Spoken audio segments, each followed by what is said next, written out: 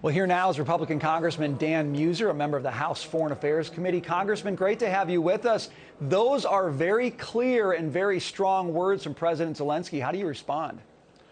Well, I was on the call Saturday morning with other members of Congress with President Zelenkyy, and Zelenkyy at the time expressed what he needed most was he needed credit cards to be cut off, he needed an oil embargo, and he needed planes. Those were the top three. Credit cards have been cut off. The oil embargo finally has gone into effect from the Biden administration, and we have a plan to get him planes for his air coverage because the Stinger missiles that we've sent over aren't doing the trick. He also, of course, asked about the no-fly zone.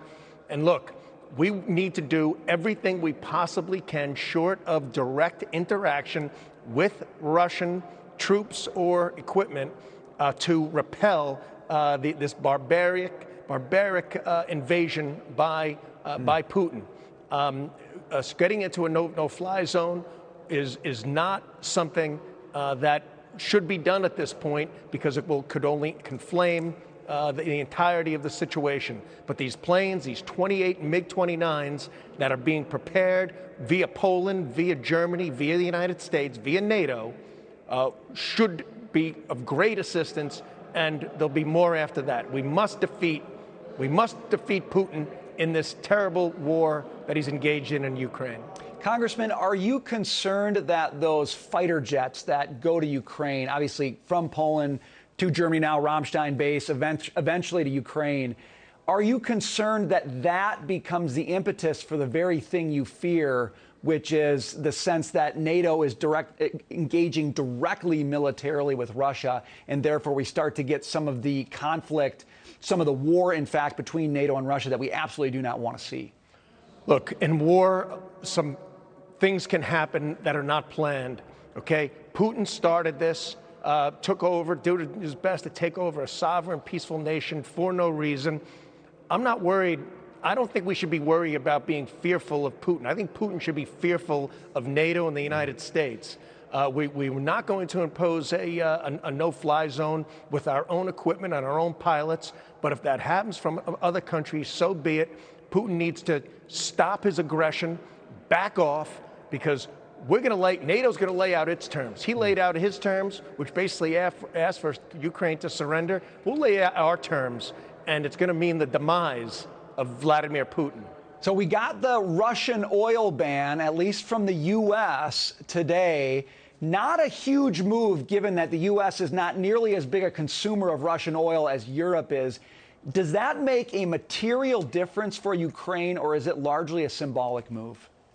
No, it's not a symbolic move at all. 8% of our imports, thereabouts, are coming in. It's 80,000 barrels a day that we are no longer going to be purchasing from Russia. And I hope we never purchase from Russia again. We learned that lesson. I think Europe will begin weaning off because they do get 40%. They completely over-leverage themselves with Russia. But it's a great starting point. And how we have to backfill that is by President Biden just simply stating we will increase our production of our great reserves and our most pollutant free oil drilling, much less than the rest of the world, here domestically. I mean, it's outrageous to my constituents and all that we're going to Iran and Venezuela. Congressman, quickly, can you force his hand? Can Congress do anything to force his hand, force regulators' hands on this? Well, we're going to do what we can with legislation. We're going to gain support from Democrats so they understand this. Look, we largely had a lot to do with forcing Biden's hand on the oil embargo and on some of the other measures. Private companies took it upon themselves. And so, the Biden administration just decided to follow their lead as opposed to lead themselves.